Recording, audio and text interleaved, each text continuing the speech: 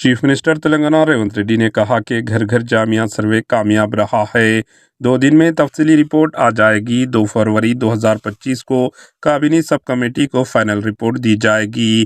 Telangana secretariat में आला सती इजलास में इस सिलसिले में तबादला ख्याल किया गया। चीफ मिनिस्टर ने कास्ट सर्वे को कामयाब बनाने वाले ओहदेदारों को सराहा।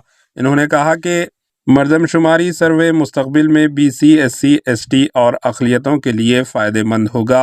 आवाम से किए गए वादे के मुताबिक ज़ात पात के सर्वे करके अपनी संजीदगी का सबूत दिया है।